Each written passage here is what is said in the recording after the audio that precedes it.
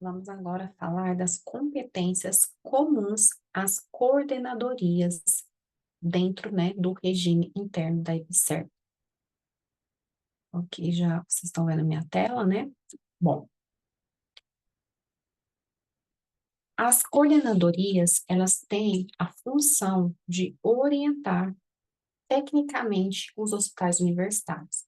Então, veja aqui a diferença. Quando a gente está falando aqui de presidentes, diretoria, a característica comum é uma questão muito estratégica e tática.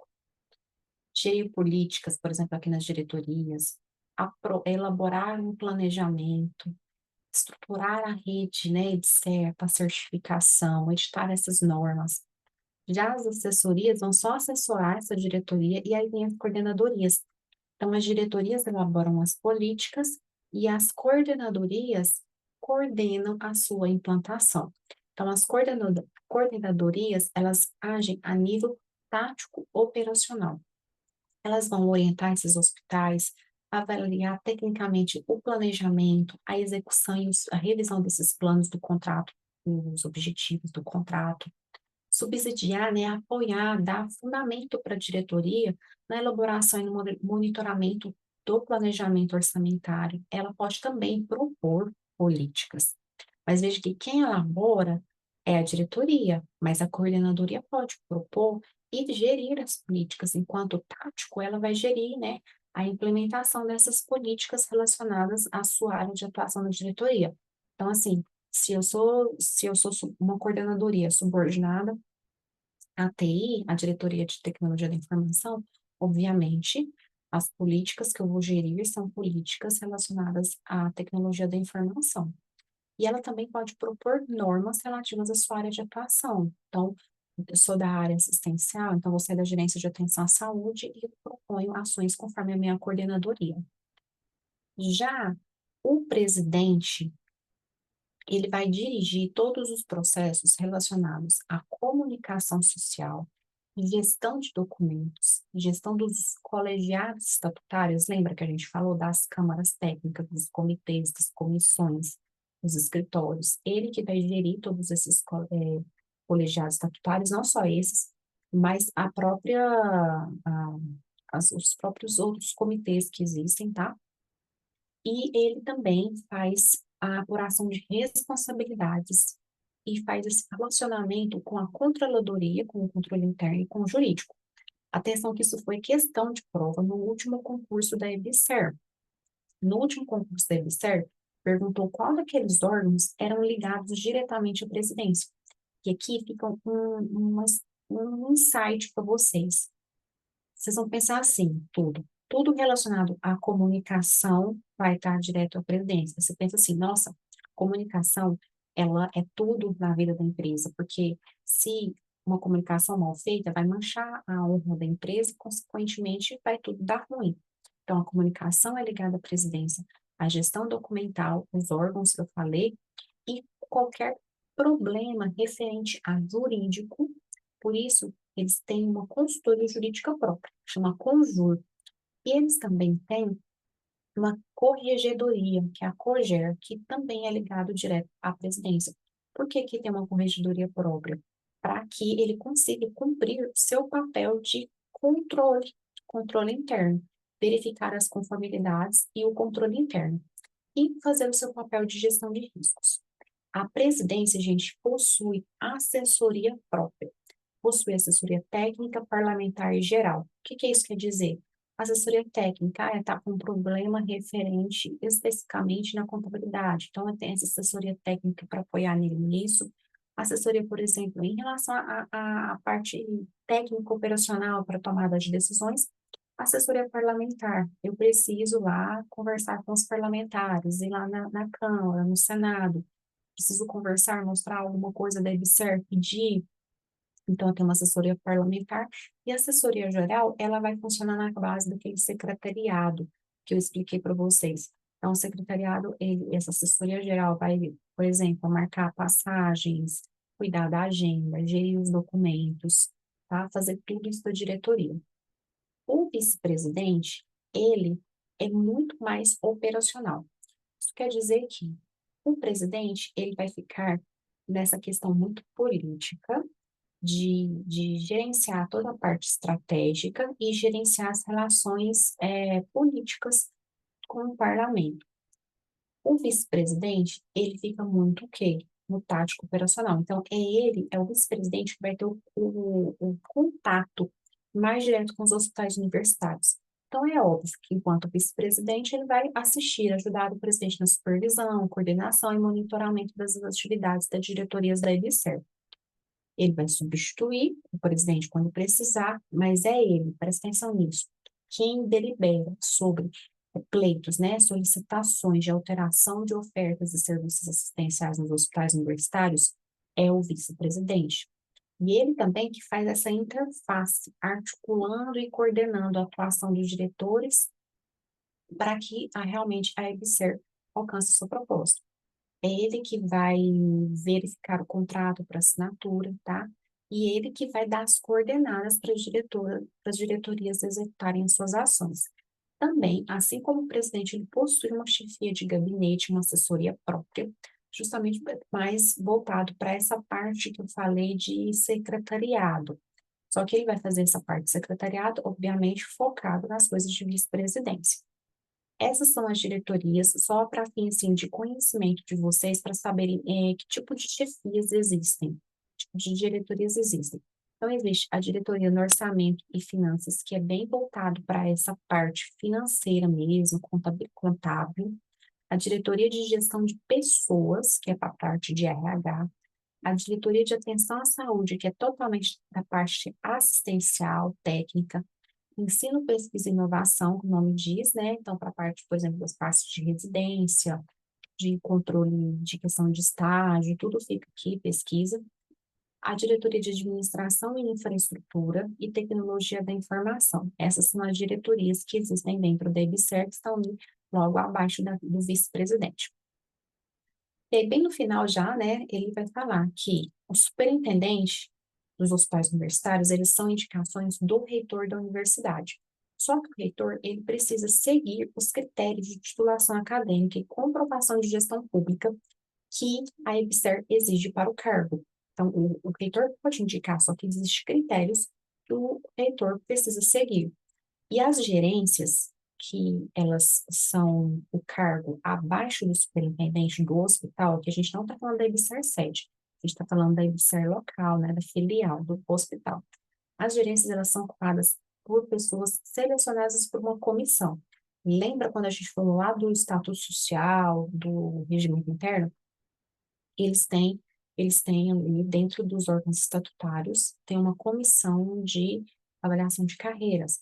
Então, essa comissão vai articular tudo isso para garantir que esses gerentes que vão ser indicados, eleitos, eles satisfazem todos os requisitos exigidos pela EBSERH. Então, a comissão seleciona essas pessoas, sendo que essa comissão ela tem que ter membros da diretoria executiva da EBSERH e do superintendente local do hospital. Então, a comissão tem o superintendente e pessoas da EBSERH 7. Vamos resolver agora as questões que ficaram faltando aqui dessa parte aqui do regimento interno. Sobre as formas de instituição dos colegiados internos presentes no regimento interno da EBSERH, correlacione corretamente as colunas e marque a alternativa correta. Aqui é 2024, tá? Porque eu fui no automático para escrever, mas está atualizado. Primeiro, de duração perene, ou seja, se mantém constante, é a duração indeterminada, atua de forma consultiva no nível estratégico, ou seja, ele atua no nível mais topo, que é lá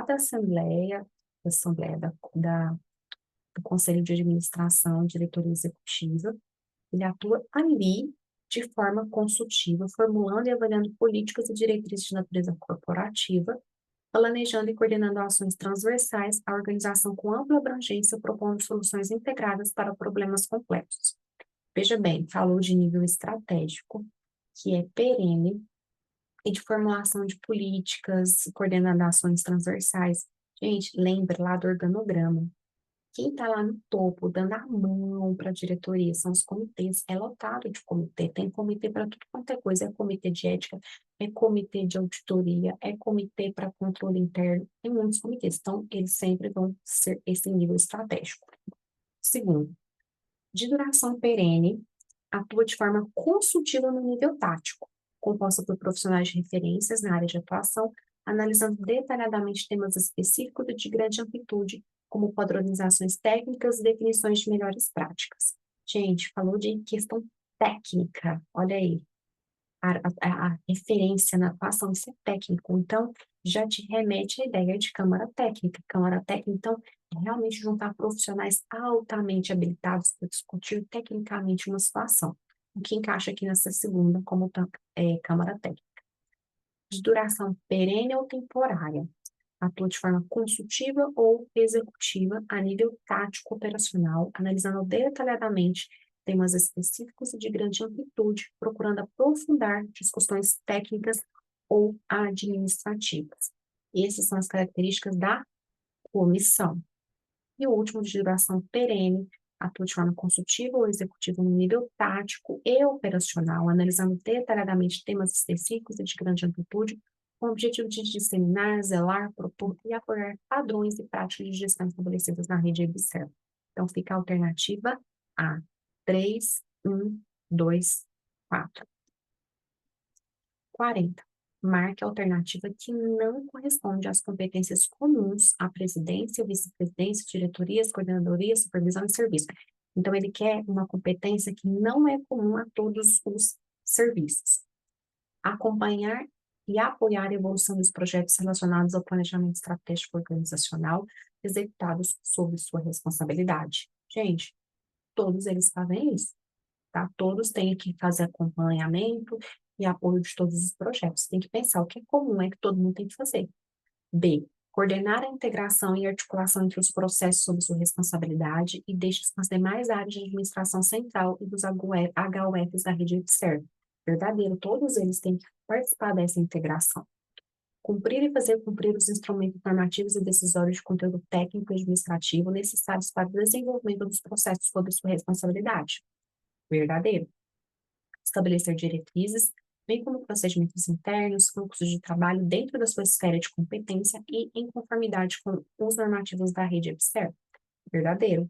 Então, vai ficar aí, né? O que que não é? Elaborar e monitorar a execução do planejamento orçamentário da administração central no que tange a categorias de compras sob sua responsabilidade. Gente, ó, as supervisões, elas não vão elaborar um planejamento orçamentário. Os níveis mais altos, se a gente voltar aqui, ó, quem que vai elaborar planejamento financeiro são as diretorias. As diretorias, só elas que elaboram. As coordenadorias vão apoiar, vão orientar, mas é a diretoria quem elabora, tá? Então, aqui fica a errada, a letra E. Isso aqui, ó, é função somente de diretoria. 41. O regimento interno da EBSERV estabelece que os colegiados internos que auxiliem na gestão da EBSERV, sobre eles marque a alternativa correta. Então, sobre os colegiados internos, qual que é a alternativa correta? Os colegiados internos, com atuação no âmbito da administração central, serão instituídos por meio de decreto emitido pela autoridade competente. Essa aqui, se você sabe um pouquinho de direito, quase nada, já dá para você saber que decreto é um órgão que vem para regulamentar uma lei. Então, cada órgão interno, ele faz portarias. Então, os colegiados internos, eles são estabelecidos por meio de portarias, tá? A participação dos colegiados internos será remunerada. Não, gente, é tudo mesmo. Você é convocado para aquilo e faz parte do seu trabalho, você não é remunerado para isso. Os colegiados internos podem se organizar sob as seguintes formas: Câmara Técnica, Centro de Competência, Comissão, Comitê, Escritório, Grupo de Trabalho, Núcleo Técnico Operacional. Perfeito. São esses os colegiados previstos no regimento interno.